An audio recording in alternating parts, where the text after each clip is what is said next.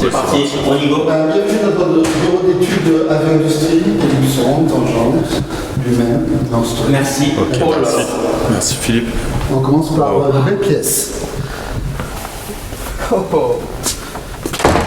Là, je rougis là, les gars. Punaise. Philippe, Bah écoute, bah, déjà, je tiens à te remercier de m'inviter. Merci beaucoup. Non, franchement, merci de ta visite. bah écoute, je suis honoré. Franchement, les amis, je vous dis, là, c'est une journée dans ma vie que je vous dirai pas. Voilà. Et je suis vraiment fier d'être là avec Philippe en personne et puis bah entouré de tout ce beau matériel. Maxime aussi. Et Maxime, s'il veut venir, il peut. Oui, Il Maxime. peut venir, Maxime. Hein. Maxime. Allez, viens, vas-y, viens. viens. Ça a joué l'équipe un peu. Ouais, bah. Donc Maxime, les amis. Bienvenue Nicolas. Eh ben, merci à toi. Donc toi Maxime, tu es, si tu veux te présenter à tout le monde. Donc brièvement. moi j'ai rejoint Philippe et du coup avec Industrie il y a de ça presque 4 ans et je suis plutôt en charge de la partie développement des produits connectés électroniques et j'accompagne Philippe sur la partie acoustique quoi. Donc c'est un parcours très sympa et on continue à développer des Voilà. choses qu'on va vous présenter quoi. Donc Et avec la bonne humeur, tout ça, tout ce qui va avec. bah quoi. ouais, c'est la musique, c'est le plaisir. Ça fait vivre. Et ben donc là Philippe, on est dans le musée Ellipson. Alors, nous sommes dans le bureau, quand Ouais. même, un bureau très spacieux. On a salle d'écoute, salle technique, salle de réunion, l'exposition des produits phares. Alors, on en a d'autres hein, qui sont planqués. Il y a eu tellement de produits Ellipson dans les dossiers techniques, c'est hallucinant, c'est l'historique de cette marque. Bon, Plus qu'on le pense en fait. oui, C'est ça, en fait, le truc. Même moi, je découvre, enfin on découvre des choses hein, donc, Ouais. tous les jours. Alors Ellipson, c'est quand même 1938, donc la plus vieille marque, plus vieille que moi, hein, malgré ce que dirait le patron. C'était multimoteur, c'est devenu, il faisait des petits moteurs pour les trains, c'est devenu Ellipson en 1951, et depuis, Ellipson était très présent. Ben, on voit tous les modèles en plaque, il y a la PS50, il y a... Ça c'est les premiers modèles. Enfin, c'est pas le premier modèle. Alors, les premiers modèles, il y a, je connais pas les dates exactes. Hein, Bon, les premiers qu'on a ici, c'est la. C'est la B50. Non, c'est la. Ah, ça va. Ouais, c'est celle-ci. La ça- Et, la Sound c'est là-bas. et en fait, je pense, une des premières qui a été commercialisée. Avant, c'était vraiment du prototypage. Et ouais, c'est vrai que C'est c'est. très anecdotique, quoi. Ouais, là, j'ai 1955, 1952. Donc, à l'époque, c'était des larges bandes avec une amorce de conque pour diffuser le son sur des grandes longueurs. Donc, ça, c'est des enceintes que l'on voyait dans les grandes salles ou dans les grands événements, quand il y avait par exemple l'inauguration de la maison de la radio ou des Jeux Olympiques à Grenoble dans les années 60 avec Général de Gaulle. On a des enceintes iconiques comme les enceintes sphériques ou multivoix comme la religieuse. Ouais.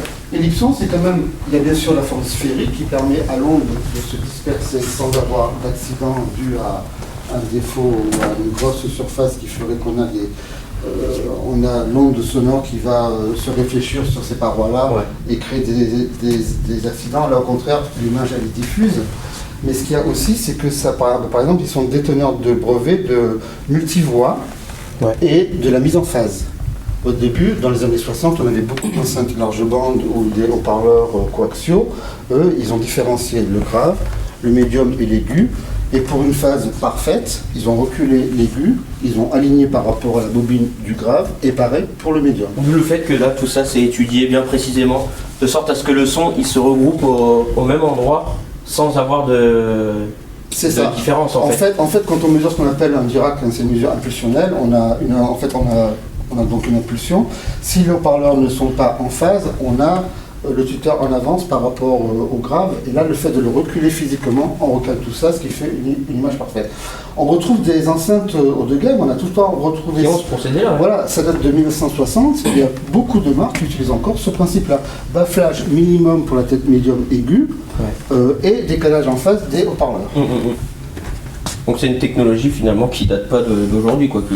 Qui est toujours d'actualité. Ouais, voilà, ouais. De la forme sphérique, il y a Ellipson, puis il y a d'autres fabricants connus en Angleterre ou en France qui utilisent cette forme-là, parce qu'elle est belle, mais en plus elle a cette particularité de diffuser l'image sonore en acoustique sans accident. Et là elles sont toutes en plâtre, hein. Donc Oui, tout en plâtre. c'est aussi une particularité quand même propre à Ellipson certainement. C'est ça. Donc oui, parce qu'il pouvait mouler la forme qu'il voulait. Voilà. Voilà. À l'époque, il n'y avait pas d'outils qui permettaient de faire une Donc sphère. ça c'était fait main. Oui. Oui, j'ai des photos d'ailleurs de l'atelier. On voit là-bas des petites photos sur le livre historique. Ouais. Il y a cette enceinte-là, on la voyait souvent à la maison de la radio ou l'ORTF à l'époque. Ouais, joli, hein, 40-50. Donc en fait, ça fait 40 cm de diamètre et ça fait 50. On a un haut-parleur en bas et on a ce qu'on appelle une charge symétrique. En bas, il y a un haut-parleur. Oui, il y a un haut-parleur qui est en fait horizontal. La partie basse a comme volume un volume clos, ouais. Et devant il y a un évent. Et là on a un évent, ouais, voilà. C'est repris sur un autre modèle de façon un peu plus compacte parce que là c'est vrai que l'évent c'est carrément un trou. Là c'est une aération là. Modèle emblématique, hein, la 1303, donc première version jusqu'à la dernière, qui reprenait ce procédé-là. On avait donc en phase décalé le tuteur et le médium, et là on a les vents, parce qu'on a dedans un haut-parleur pareil. Attention, ça bon, c'est malheureusement. Donc on a un, voilà, je vais prendre ça, haut-parleur dedans qui est là. Là on a une charge close, et là en fait la charge va émettre via les vents qui est accordé pour que acoustiquement je ne récupère que les fréquences en dessous de 2 ou de 300 Hz, ouais. Et le médium prend le relais. D'accord, mais elles sont, moi celle-là déjà magnifique. En plus ça rappelle un peu l'esprit moderne des enceintes qu'on peut retrouver, alors que là elle date de 1994, c'est ça? Elle est intemporelle, celle-là pour moi est intemporelle, celle-là elle est intemporelle aussi. Ouais, bah, ça c'est côté design, et celle-ci aussi qui est très, après là c'est le côté bois qui ressort, mais et là après on a des modèles encore là-haut, là on a le modèle l'enceinte qui est triangulaire, qui est assez spécifique. Oui, alors c'est une enceinte avec même triangulaire par sa charge arrière, hein, pour éviter tous les angles stationnaires, un peu pour faire une forme de comme un peu un bave-plan. Donc avec des haut-parleurs de marque Philips à l'époque en nid d'abeille et un tuteur à ruban Foster qui était une division professionnelle de Fostex. Un tuteur à ruban qu'on retrouve également dans certaines enceintes, le même tuteur Foster comme oui, ça. Qu'on retrouvait dans les marques françaises comme Audio Analyse, Audio Optima de chez Woodless. Et qu'on retrouve aujourd'hui, le tuteur à ruban, c'est quelque chose aujourd'hui que l'on retrouve. Ah ouais. AMT ou à ruban, toutes les enceintes aujourd'hui dites haut de gamme ont souvent un tuteur à ruban. Alors, là je dois avoir peut-être le 5% de ce qu'a sorti Ellipson. Hein, ouais. Là on a la 1403, elle est particulière certainement. Oui, parce qu'en fait elle a un graphe qui est sur le côté. Alors je ne connais pas exactement la fréquence de coupure, mais bon, le graphe, normalement, quand il est coupé bas, on n'arrive pas à le localiser. Mais peut-être que si c'était une coupure basse, ça pouvait aussi apporter une certaine ampleur sur l'image sonore, ou alors une réflexion avec le mur. Et devant, je n'arrive pas à l'enlever, mais on a le médium et les. Ok. Et donc du coup au niveau du placement, alors là, donc si on regarde bien, tu peux la mettre soit à l'extérieur ou à l'intérieur. Alors je pense que si on respecte les règles sur les haut-parleurs latéraux, ouais. Quand on a un petit espace, il vaut mieux mettre le haut-parleur de grave vers l'intérieur, pas que ça rebondisse avec le mur latéral. Voilà. Quand on a une grande largeur, il vaut mieux mettre cet haut-parleur-là vers l'extérieur. C'est plus s'exprimer. Voilà, ça s'exprime. Et c'est toujours intéressant parce qu'on remarque quand même qu'il y a toujours une recherche de non-parallélisme de l'enceinte. Ouais. Et quand elle est parallèle, un autre brevet très important d'Ellipson était les résonateurs. Parce que quand on a une forme parallélépédique, simple, on a ce qu'on appelle une onde stationnaire qui est souvent l'onde de la hauteur. Il fait une sorte de ouin sonore dans le bas médium au grave. Et en fait, on peut amortir, mettre plusieurs couches d'amortissement, ou alors faire un résonateur. C'est comme si on prend une bouteille vide de coca et qu'on souffle dedans, ça va résonner de certaines fréquences, et j'emprisonne cette fréquence-là. Donc même sur les enceintes qui ont une esthétique quasi classique, sauf que là on ne fait quand même pas d'un classique, hein, parce qu'on est diffus. Voilà, c'est travaillé. Mais même là, à l'intérieur, il y avait tout un travail de caisse qui était fait pour éviter justement le son de la caisse. Ouais. Ça c'est très intéressant chez Ellipson. Donc ça c'était un brevet, donc ils avaient déposé. Oui. D'accord. Ouais. Ça c'est hyper intéressant. Dans les brevets principaux, il y a le résonateur. Alors mono-résonateur pour les sphères ou multi-résonateur comme le cas de ces enceintes-là. Il y a la mise en phase acoustique, il y a multivoix, le fait de dire c'est mieux qu'un autre petit haut-parleur fasse l'aigu, qu'un haut-parleur de taille moyenne fasse le médium et qu'un haut-parleur de taille plus conséquent fasse le grave. Voilà, et non pas qu'on ait un large bande. puis bon, il y a eu sûrement d'autres brevets, mais je pense que c'est les 3 brevets avec la forme sphérique qui vraiment... Les 3 principaux qu'ils sont à... Et que l'on retrouve au jour. Hein. Ouais, voilà. Toujours. Comme quoi, en fait, c'est pas... c'est bien Ellipson qui a inventé ça et pas un autre constructeur. Voilà. Les autres utilisent tant mieux parce que c'était une très très bonne idée et c'est le but, hein, mais voilà. Donc c'était... Donc il y a quand même un gros passé de beauté esthétique et aussi de technicité. Technicité, ouais. Oui, parce que du coup, ça excuse-moi de t'interrompre, Philippe, ça pour qu'on le dise, en fait, ça représente un petit peu un pavillon en haut. C'est parce ça. qu'on pourrait trouver en pavillon, ça, ils font le... Oui, si on s'imagine, alors il y a une analogie qui est faite entre l'acoustique et la lumière, hein, sauf que bon, il y a un facteur de longueur d'onde, mais en gros, le son aigu, bon, le son grave, en théorie, il diffuse un peu partout. Ouais. Le son aigu est très directif, donc là, en gros, il fait ça, et il va porter plus loin. C'est un accélérateur de fréquence aiguë médium qui fait que c'est une enceinte longue portée. Maintenant, on a des enceintes de sono avec des line array d'amputeurs pour porter loin. À l'époque, on avait ça point de vue acoustique. Et nous, on a des photos d'archives dans des grands stades où justement les personnes parlaient au micro et au lieu d'avoir la grande puissance. Parce que ce qu'il faut dire aux parents, à l'époque, on n'avait pas de la grande puissance comme on a aujourd'hui classe D. Ouais, on avait des amplis à lampe qui étaient limités à 20 watts. Ouais. Et donc, il fallait que l'enceinte... Il fallait amplifier le signal. Voilà, donc acoustiquement, parce qu'il ne pouvait pas être amplifié suffisamment électriquement. Ouais.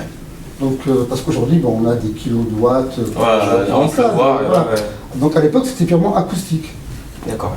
Et ça reste comme ça. Hein. Oui. Ça se règle pas. Il n'y a pas de réglage d'inclinaison. Ah si, d'accord, ouais, voilà. Très peu, je me permets.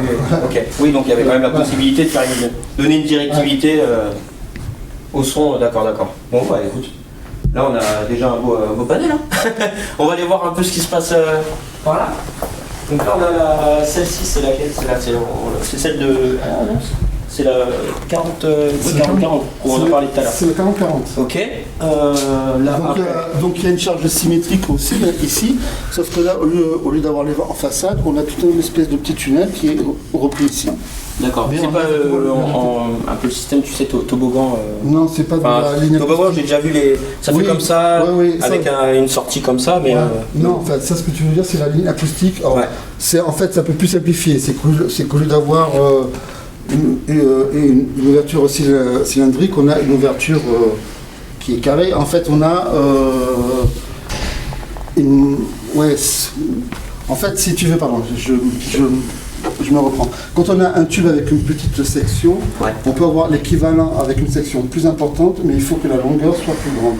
C'est pour ça qu'on a une grande planche. D'accord. Pour avoir le même accord que si on avait une ouverture plus petite. Eh oui, ok. Ah, c'est que du travail de mathématiques sur les... le litrage en fait des basses réflexes, c'est l'accord des basses réflexes. D'accord. Après, bon, je n'ai pas la conception d'enceinte, je sais pas quoi. Ouais, mais bon, c'est déjà super intéressant, voilà. Franchement. Mais à petite ouverture, petite longueur, on peut avoir l'équivalent grande ouverture, on multiplie la longueur. D'accord. C'est bon à savoir. Ouais. Même si je vais avoir oublié. Et l'avantage des grandes longueurs, contrairement peut-être à la 1303, c'est que quand on a une petite ouverture, on peut facilement avoir un bruit des vents. Le bruit d'écoulement d'air, c'est ça? Ouais. Voilà. Le fait d'avoir une grande ouverture, on s'affranchit de ce bruit d'écoulement d'air. Il disparaît en fait. Voilà. D'accord. Ouais, ça c'est... Donc on a peut-être une sonorité, un recouvrement qui est plus naturel. D'accord. Là on a... là c'est... Non, là c'est condition, c'est de parleur comme sur notre gamme Legacy. Là on est en train, on a notre gamme Planète avec ses multiples façons de les utiliser ou de les suspendre. Ouais. On a des prototypes de notre enceinte connectée W35, on reviendra peut-être un autre jour ou une autre fois sur ce produit-là. Ce qui est bien, c'est que les planètes équipent déjà dans certains lieux. Oui, alors certains lieux, ça équipe chez la personne. Tu as écouté que même les planètes M dans une salle de 25 mètres carrés en même cinéma, c'est étonnant. Ça équipe beaucoup de bars, restaurants, en multidiffusion. Parce que justement, comme c'est coaxial, ça diffuse parfaitement. Les gens au-dessus d'un comptoir, on peut en mettre plusieurs. Voilà, on en met plusieurs. Comme on en met plusieurs, on ne force pas sur l'enceinte. Ouais. Donc la personne qui est là a le message sonore, mais qui n'est pas super fort, qui ne va pas embêter la personne qui est à côté. Ça fait comme une ambiance en fait. C'est ça. En fait, c'est la multidiffusion. C'est que tu as plusieurs sources sonores. Ouais. Que quand tu es en dessous, tu entends l'information sonore, mais t'es pas perturbé, tu perturbes pas le voisin. Quoi. C'est pas en fait assourdissant. En gros, on est là, on peut discuter tranquillement, Voilà. prendre son verre sans être abasourdi par la musique. Vu que tu as plusieurs sources, c'est pas la peine de mettre fort chaque source. Ouais. Voilà. Une seule entité en fait, avec toutes les. C'est ça? Avec plusieurs petits points. D'accord, ouais. Ah, c'est intéressant. Puis là, on rentre plus dans la gamme classique du son. Donc là, on est dans le modernisme là. Ouais. Là, ça y est. Bon, moderniste quand même qui fait un clin d'œil Oui. aux belles enceintes du passé, les fameuses Legacy 3230. Je peux dire que je suis tombé amoureux de celle-ci, je peux le dire.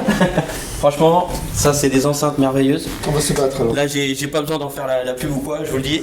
elles sont merveilleuses celles-là. Vraiment des molosses. Et après, tu regardes la finition, elle est très belle. Là, ici, c'est une plaque, cette petite plaque, là, on a vu, pareil, ça donne un cachet. Et tiens, Philippe, franchement, il y a un truc qui m'intéresse vraiment, c'est de savoir justement la conception de cette Legacy 3230. Donc, on en avait déjà parlé, mais là, on va mieux nous entendre parce que pendant le salon de l'AIFIM, malheureusement, il y a des infos qui sont un peu parties parce qu'on n'entendait pas très bien. Donc là, si tu peux nous dire le Twitter, le Medium et les. Alors, je vais peut-être même aller sur une qui est un peu ouverte vers nous. Ah, allons-y. Alors, je vais prendre le Même si haut-parleur. tu veux prendre le haut-parleur, nous montrer.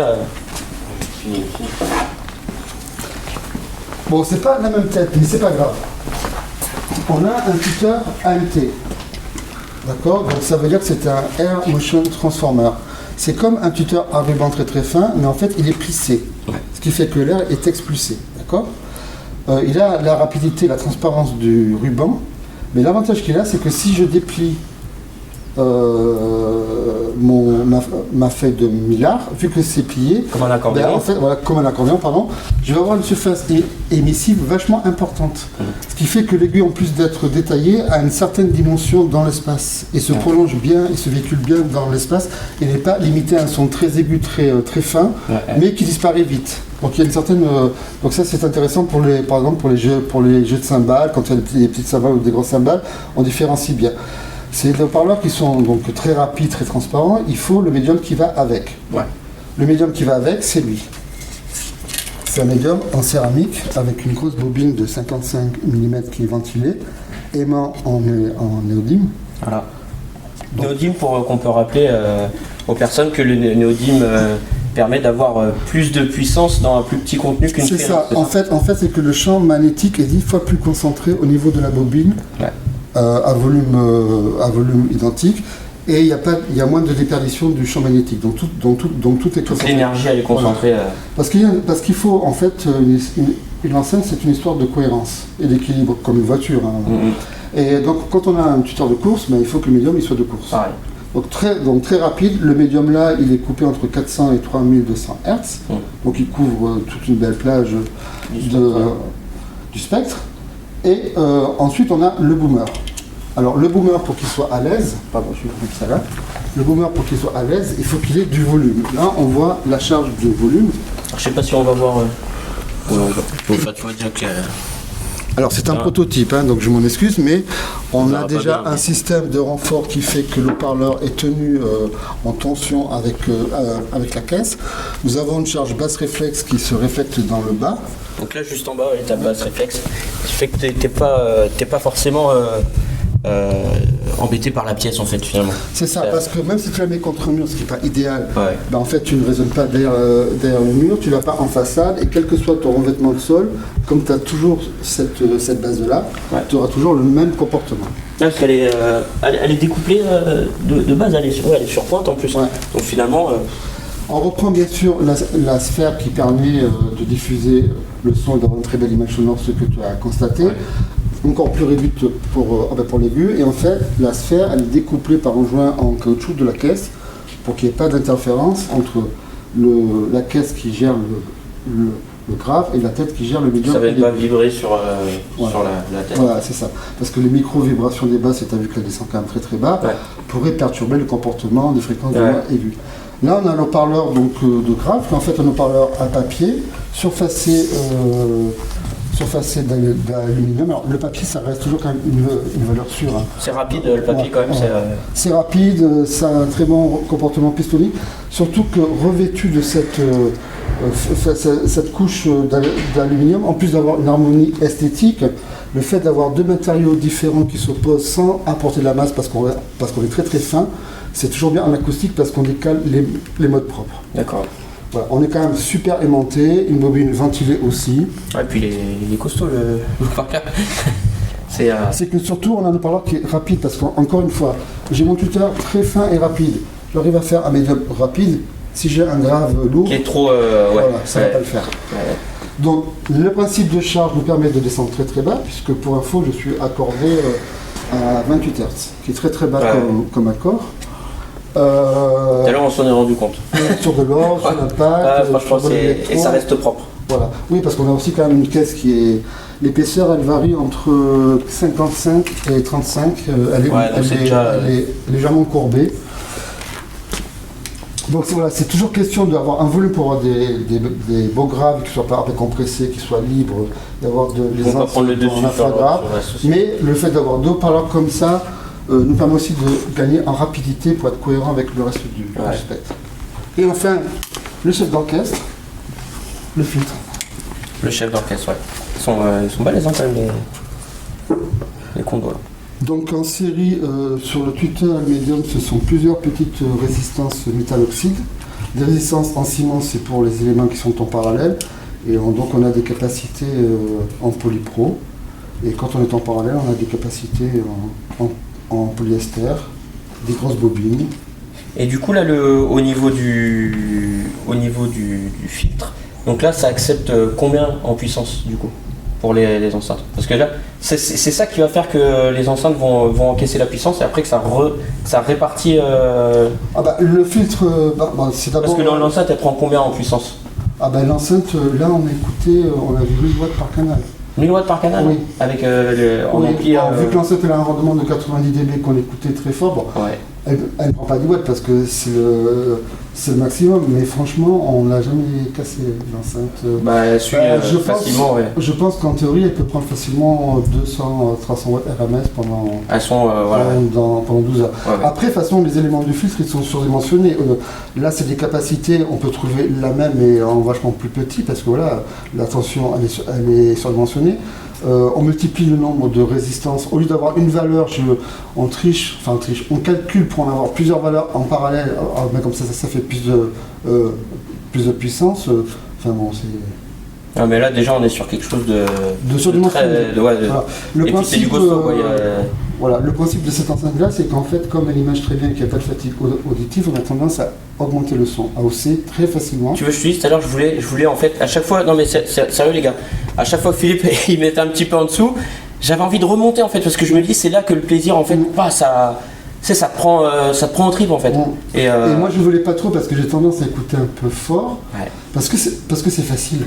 Mais elles sont pas fatigantes. Du coup, tu as envie de pousser le volume. Mais j'ai peur des fois d'être trop fort. Mais franchement, vu qu'au départ c'est surdimensionné, je me suis pas vraiment posé de questions. Et l'expérience fait qu'on n'a pas de problème. Donc. Mieux vaut plus que moi finalement. Mais merci en tout cas, les gars. Je vous dis, c'est une première quand même de pouvoir avoir. On voit un petit peu les éléments extérieurs d'une enceinte que Philippe peut nous montrer. Donc, franchement, merci à toi. Merci à toi. Puis merci. Aux personnes, j'espère que ça vous fait plaisir les gars, en tout cas j'espère que ça vous fait plaisir. Ensuite, qu'est-ce qu'on avait d'autre à montrer à nos chers abonnés? Est-ce qu'on peut aller voir l'enceinte, la grosse sphère? Bien sûr. Donc avec un beau 38 Alors un 38 avec une chambre de compression, alors ça c'est une enceinte qu'on utilise pour faire la fête aussi, quand même dans notre salle en haut. C'est un projet pour le cinéma, pour une grande salle de cinéma qui est en DTSX, qui est à Daumont. C'est 22+4 canaux, je crois. Et donc, en fait, c'est des enceintes Surround et Atmos. Donc, celle-là fait 50 cm de diamètre. On a aussi 30 plus petits et 65.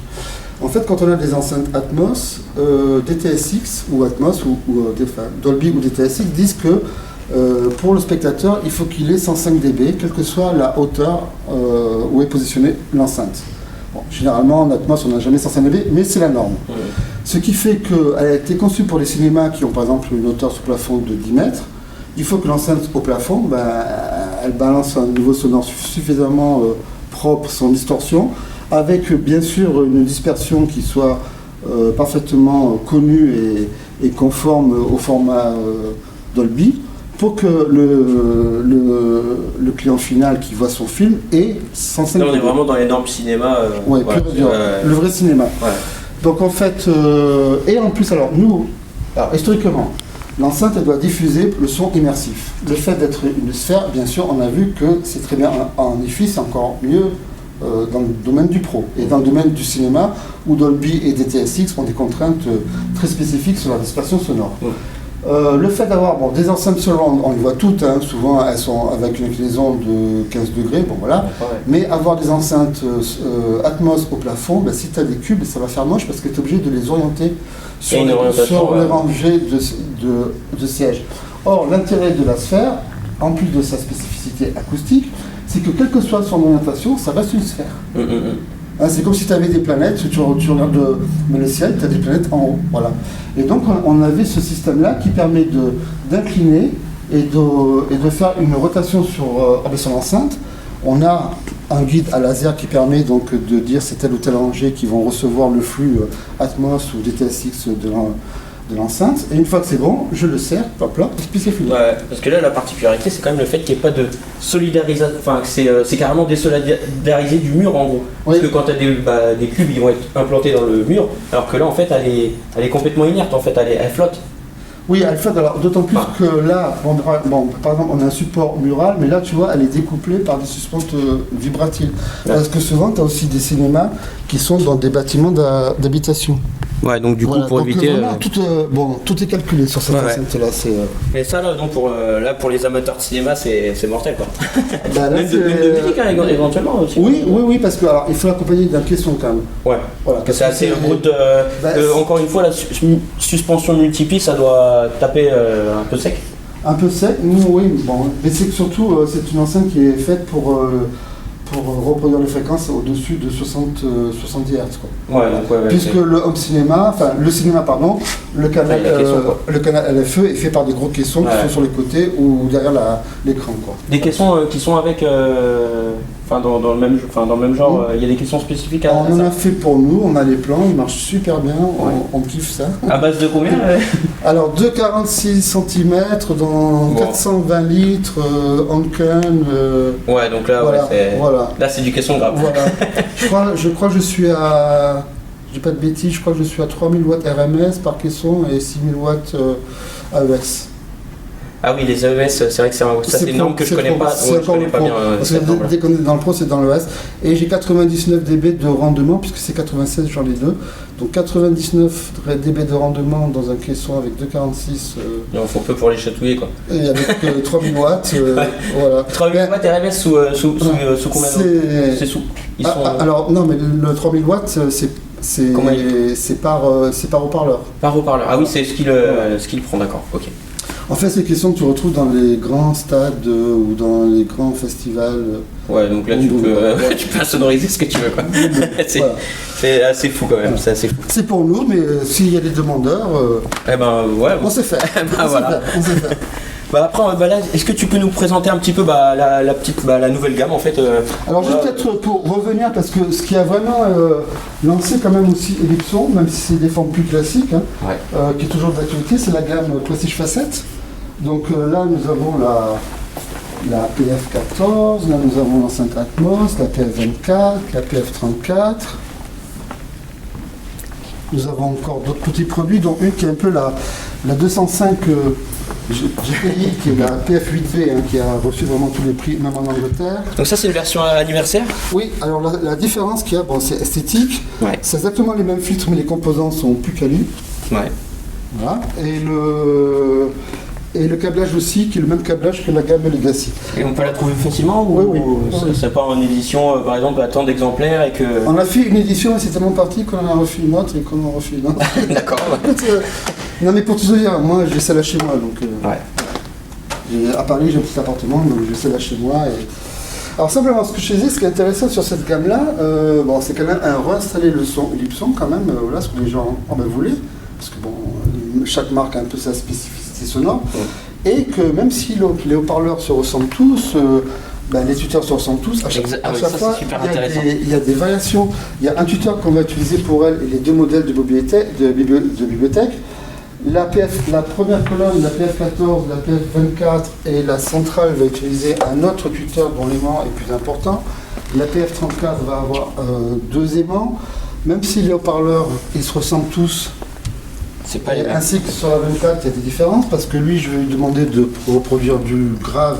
Sur la PF24, ça va plus être du médium, donc il va avoir un aimant plus petit et une bobine surtout plus petite qui va me permettre d'avoir un médium plus réactif parce que la membrane sera moins lourde. Enfin, il y a tout plein de variations.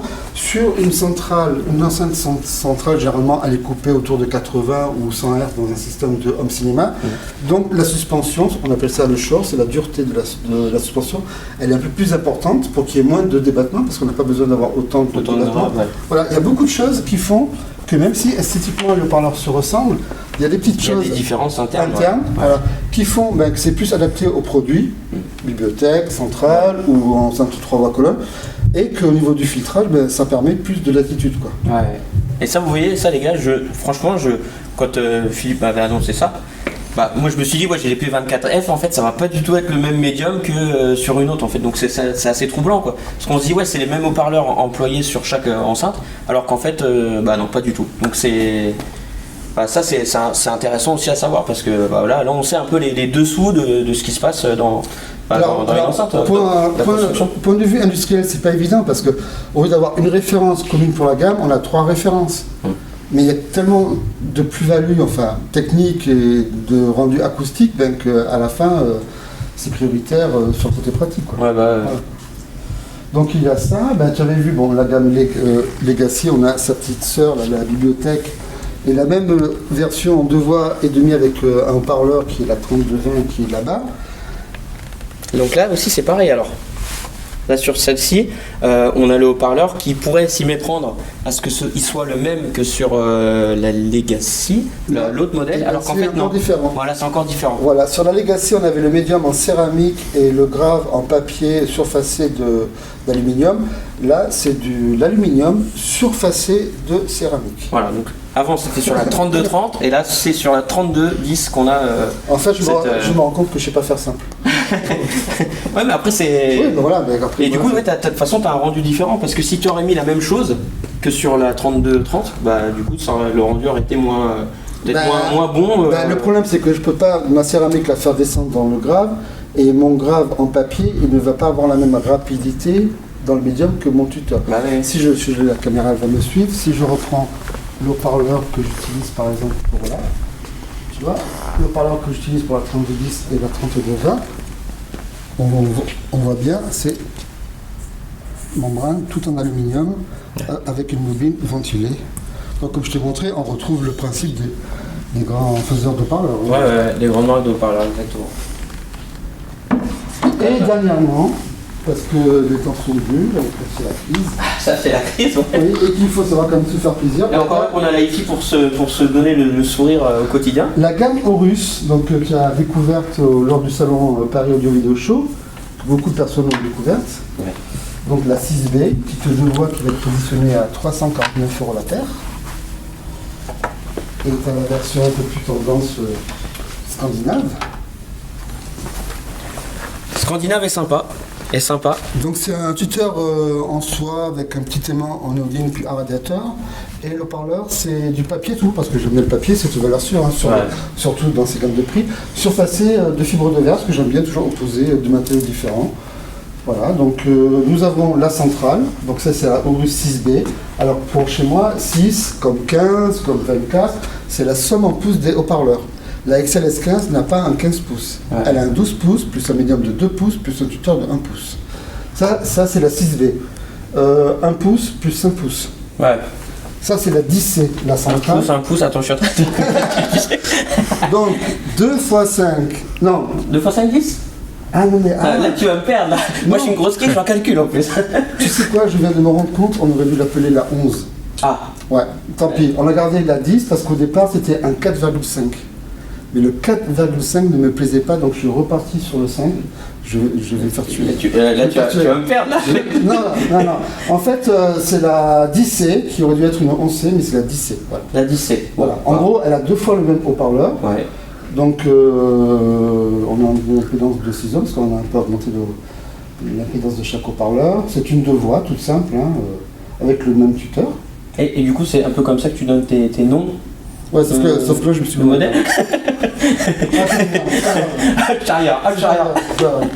Mais c'est ça, c'est de faire trop d'haut-parleurs différents, c'est n'importe quoi. Mais est-ce que je peux me permettre de dire une chose? Parce que moi, les gars, je les ai écoutés, les Ellipson, donc les petits Taurus. Et en fait, j'ai été surpris, en fait, parce que j'étais en arrière... en arrière salle, et en fait quand j'ai découvert que c'était elle qui chantait, en fait, j'ai fait ah oui quand même, ça m'a agréablement surpris, et je pense que ce sera certainement un futur best-seller dans les petites enceintes bibliothèques à un prix qui est tout à fait raisonnable en fait. Et puis avec la petite façade là ici en imitation carbone, c'est un petit effet en plus qui donne un charme. Non, puis bon, il y a des choses qui ne se voient pas, mais pareil, même si ça reste un petit produit. Le bois, bon, c'est du médium de 15 qui se fait dans ce standard-là, mais la face avant, c'est 18, parce que c'est toujours important d'avoir une épaisseur supérieure, parce qu'on a les haut-parleurs. Ouais. Le fil, je ne montre pas, mais c'est le fil dans la lignée des Prestige Facettes, c'est quand même du filtre de qualité. On a, même si le volume est très petit, on a un renfort ici, en plus. Ouais. Voilà. Donc des petits soins qui apportent un plus qui ne se voit pas. Et enfin, la colonne, qui est là, normalement c'est bon, la 11, puisque j'ai exactement les mêmes boomers et tuteurs que ma centrale, sauf qu'en fait, alors c'est une 2 voix et demi acoustique.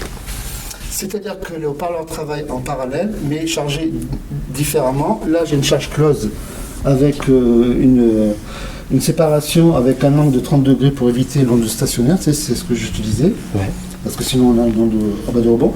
Et le bas du spectre va s'occuper de cette charge-là qui est basse réflexe. Voilà. Alors, en fait, on a essayé 2 voix, on a essayé 3 voix, on a essayé 2 voix et demi normales. Enfin, quand on dit 2 voix et demi, généralement... C'est-à-dire que le haut-parleur, il n'est pas relié à la même fréquence, en fait. Voilà, c'est qu'en fait, ça partage exactement la même charge, les deux haut-parleurs, mais lui, il est coupé plus bas, et lui, il travaille en parallèle, mais il continue pour reprendre avec le tuteur. Nous, on a fait le contraire. Voilà. Ouais. Allez, on chamboule les codes. Non, c'est qu'on a fait tous les essais et ce qui donnait le meilleur résultat, c'était ça. Donc autant l'utiliser. Et voilà. Et là, il y a une enceinte que tu nous as pas parlé là, parce que j'en ai peut-être trop parlé de cette enceinte là ou pas?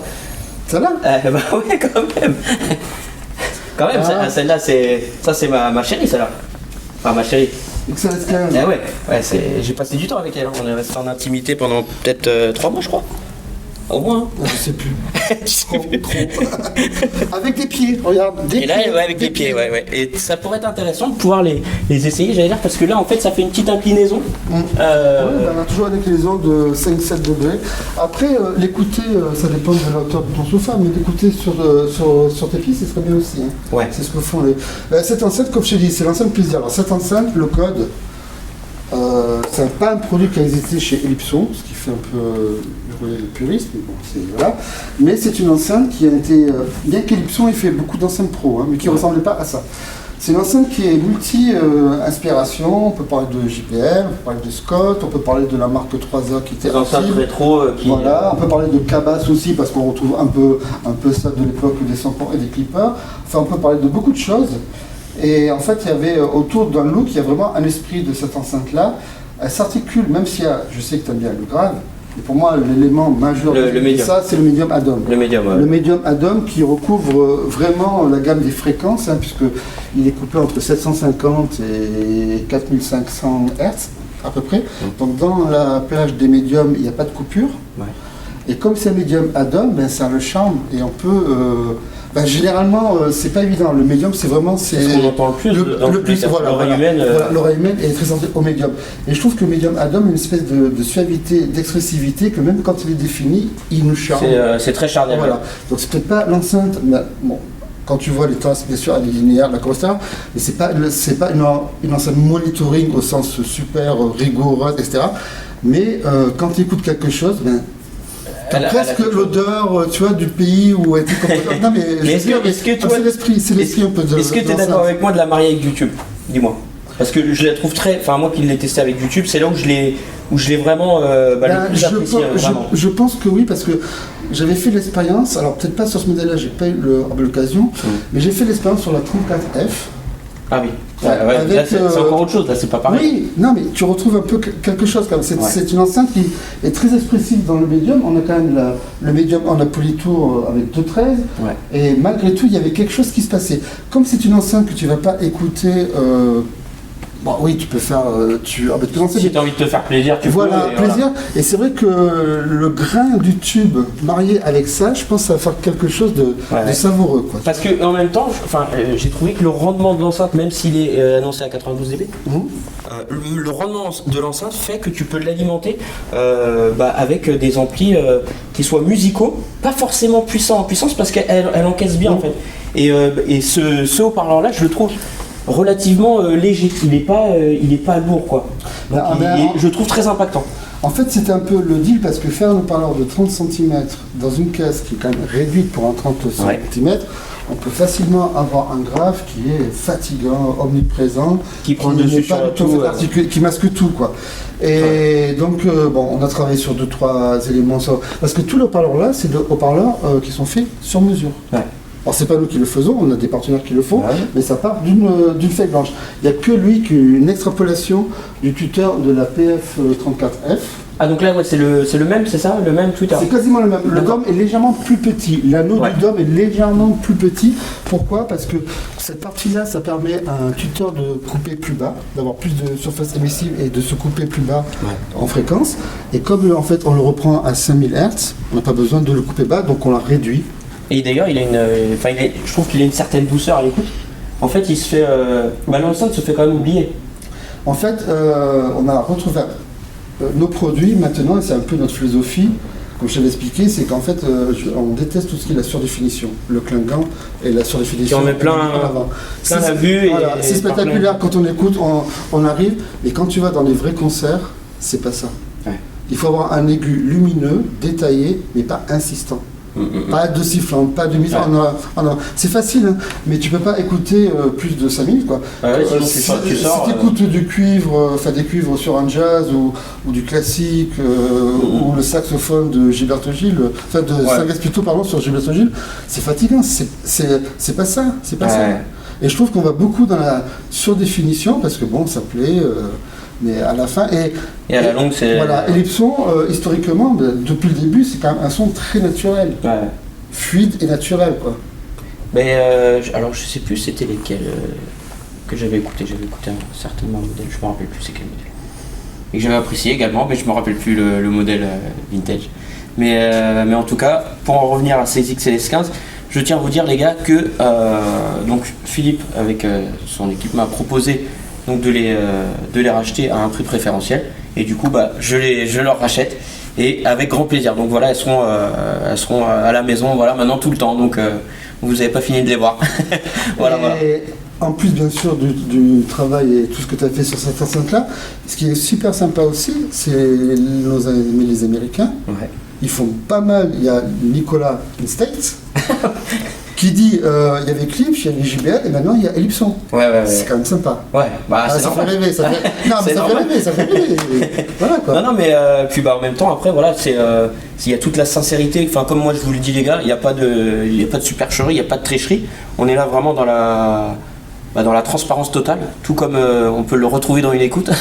Et là voilà, moi quand les Ellipson XLS15, je me suis dit tiens, je vais les essayer parce que c'est vrai que tu m'avais contacté, tu m'as dit est-ce que ça te dirait. Alors moi j'étais un petit peu surpris au début, je me suis dit tiens Philippe me contacte et tout, c'est non seulement un amoureux de l'hi-fi mais en plus de ça un concepteur d'enceinte.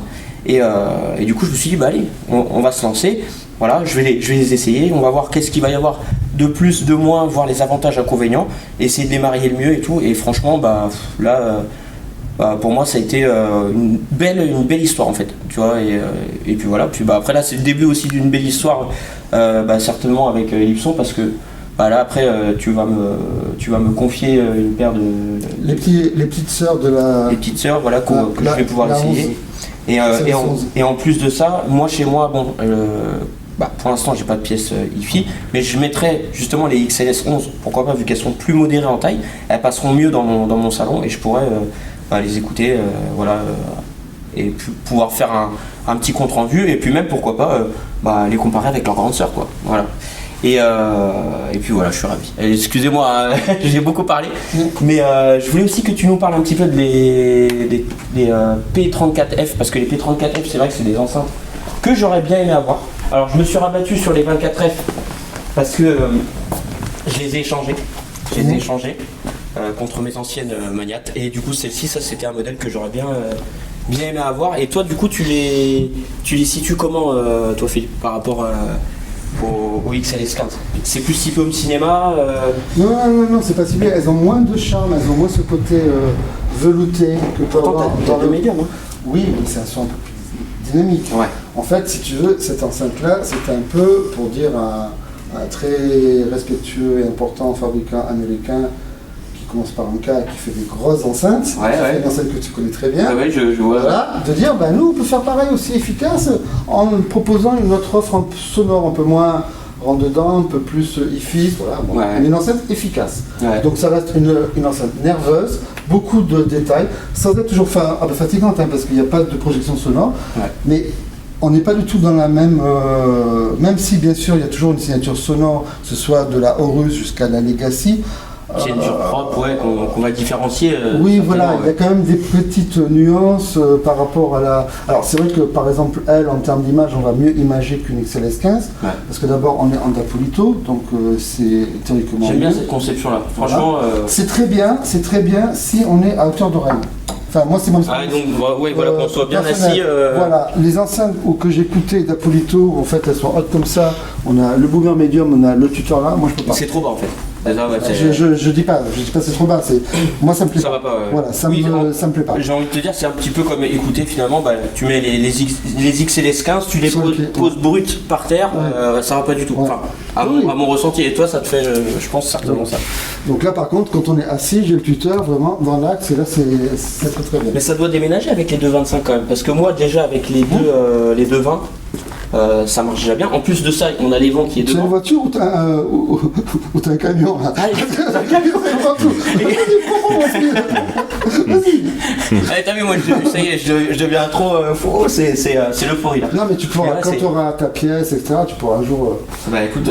Ou si tu reviens un jour, tu. Le pire, c'est que je t'avais rien demandé en plus. Merci de me proposer. Écoute, à l'occasion, avec plaisir. Non, il faut savoir que. C'est des sacrés modos. Nous, on a toujours un exemplaire de nos produits ici, mais si on peut en faire profiter, ça va coûter des gens ici de toute façon. Mais bon, on peut les écouter dans certains magasins partenaires. Ça se vend beaucoup dans des pays... J'ai un ami qui les achète. Dans les pays asiatiques, ça se vend beaucoup dans les dom-toms pour écouter la zouk, etc. Parce que c'est une enceinte, waouh. C'est communicatif. C'est assez vivant. C'est moins subtil parce que celle-là, par exemple, cette enceinte-là, quand tu l'écoutes, elle a une très belle image. Alors toi, c'est vrai que tu l'écoutes en mais quand tu la places bien, elle a une image un peu en fait en profondeur comme la Legacy. Elle a du coup un peu plus physique. Voilà. Ouais. Et d'ailleurs, c'est vrai que c'est très important de pouvoir... moi, les gars, comme toi, Philippe, tu es dans l'acoustique. C'est là tu as été dans la... Alors, moi, ma famille faisait des enceintes acoustiques, Woodless à Marseille. J'ai fait des études de physique, j'ai fait acoustique au Mans et au Danemark. Je travaillais pour le groupe Mosquito et ensuite je travaille pour le groupe AV Industrie. Donc ça fait 30 ans que je fais des enceintes et tout petit je lisais la revue du son quoi. Mais... C'était hi-fi stéréo ou haut-parleur. J'ai baigné dedans. J'ai un peu poussé d'ailleurs, mais j'ai baigné dedans. Ça va, t'as des petits bébés, des petits boomers qui poussent. Des petits systèmes aussi. On n'a rien vu, je vous le dis. Du coup, donc là, je voulais en venir justement sur l'acoustique, toi, qui est dedans en fait. C'est que le placement des enceintes, malheureusement, nous, chez tout le monde, en fait, on va dire ton enceinte elle est trop proche du mur ou quoi, mais en fait, le mieux c'est de l'enlever. Ça dépend après peut-être de la taille de la pièce et des réflexions qu'il va y avoir. Mais si tu la recules déjà de 30 cm, 30-40 cm, c'est bien quand même. Ben c'est bien, oui. Contre un mur, contre un mur, c'est pas. En plus, après, ce qui est le plus important, peut-être, c'est même pas l'enceinte par rapport au mur arrière, c'est notre position par rapport au mur arrière. Parce que, oui. Voilà, parce que dans l'acoustique des salles, il y a l'acoustique des salles pour l'homme cinéma et pour l'écoute en stéréo. Il faut que ce soit réfléchissant ou diffractant derrière les enceintes. C'est pour ça que dans les salles très équipées absolues, on voit des diffuseurs, des diffracteurs de Schroeder derrière les enceintes. Mais il faut que derrière notre position d'écoute, ce soit absorbant. Voilà. Donc, ça c'est super intéressant, les gars. La meilleure solution, c'est de décaler la position d'écoute loin du mur arrière. Voilà. On peut mettre un gros rideau ou alors une bibliothèque avec des livres, etc. Mais souvent, les gens, oui, ils mettent l'enceinte, enfin le sofa est contre le mur arrière. Contre le mur. Et moi personnellement, vu que chez moi, avant, dans la location où on était avec ma femme, forcément, moi j'avais collé le sofa, il était collé au mur, alors que du coup, ça va pas du tout, parce qu'il faudrait justement avoir un recul d'écoute de combien, je sais pas, mettons, ça c'est non, le mur. mais là il n'y a pas de règle, ça dépend de la pièce. Par contre, ce qui est important, c'est que même si on a la contrainte physique que l'enceinte soit près du mur arrière, ou notre sofa près de notre mur arrière, le fait de déplacer des fois l'enceinte dans une position d'écoute de 10 cm peut avoir beaucoup d'impact, parce que dans une pièce fermée, tu as les nœuds et le ventre des modes, et tu peux te retrouver dans un mode, et le fait justement d'avancer peut-être de 10 cm, tu peux justement éviter ça. Alors je dis pas que ça marche toujours, mais en fait il faut faire que des essais, quoi. C'est souvent ce qu'on va conseiller. Moi des fois je dis aux abonnés, voilà, là vous entendez comme ça, si le son ne vous plaît pas ou quoi, changez un petit peu le positionnement de l'enceinte, décalez-vous un petit peu ou quoi, et selon leur pièce, quoi. Parce que... En fait, souvent les enceintes sont trop écartées déjà. Parce qu'on aime bien avoir un gros panorama sonore, mais on a un trou au milieu. Bon, voilà. Est-ce qu'il faut que le triangle soit équilatéral ou isocèle? Alors la théorie c'est équilatéral, mais dans les faits c'est isocèle. Donc équilatéral, les gars, donc ça veut dire... Les trois dimensions sont les mêmes en fait. Ça c'est équilatéral, et ISO ça peut être comme ça ou comme ça, mais les enceintes sont exactement... toi t'es plus loin en fait que les enceintes. Moi je suis en isocèle, je pense. Moi je suis un peu en isocèle. En fait, l'acoustique, c'est comme il n'y a pas de règles, il n'y a pas de. On a des règles qui nous permettent de savoir le durée de réverbération qu'il faut, le dimensionnement de la pièce, si possible, pour éviter des modes propres. Bon, on a des nombres d'or, ça je t'ai parlé d'un chercheur qui s'appelle Trevor Cox. Nombre d'or, c'est ça? Ouais, le nombre d'or en fonction de la pièce, on sait à hauteur définie combien il faut en largeur et en profondeur. Ça, c'est des calculs, des mesures après. Alors c'est un gars qui s'appelle Trevor Cox qui a fait vraiment des mesures très poussées et très utiles pour les pièces domestiques, qui sont plus évoluées que le simple nombre d'or que l'on connaît tous. Il y a des intelligences de placement de produits, des bibliothèques ou de matériaux absorbants, mais il ne faut pas non plus trop absorber parce qu'on n'absorbe que l'aigu et du coup on n'absorbe pas le grave et ça crée plus de décalage. Mais le placement, c'est que du temps, quoi. Que ce soit pour un caisson de grave ou pour des enceintes, c'est que du temps. Il y a des principes qu'on retrouve chez des sites spécialisés, ou même j'ai vu que Cardass, il donnait des principes. Bon, il y a des choses de bonne intelligence, mais après c'est que du test, quoi. Et il faut chaque pièce est unique. Déjà, quand on écoute de la contrebasse ou de l'impact, il faut éviter le wong. Ok. Quand on écoute une voix, il faut essayer qu'elle soit le plus ponctuelle possible. Pas dans la sifflante. Éviter de trop pincer les enceintes, parce que pincer les enceintes c'est jamais très très bon, il vaut mieux les laisser. Quand tu les pinces sur l'auditeur, c'est ça. Comme ça, c'est ça. Et ensuite, dès qu'on a notre équilibre de la voix qui est bien centré, on écarte très légèrement les enceintes pour toujours garder cette notion de ponctualité, mais pour avoir une image sonore large. Ok, et si des fois je suis un peu trop large et que je perds un peu de la ponctualité, je repince très légèrement. Mais c'est que les tests, quoi. C'est la patience en fait.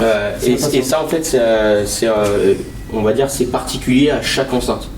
Par exemple, que tu prennes. Non, c'est particulier à chaque maison. Chaque maison, ouais. Mais du coup, si tu prends cette enceinte-là, tu vas prendre la XLS 15 par exemple, qui sont différentes, et le placement pourrait être pareil.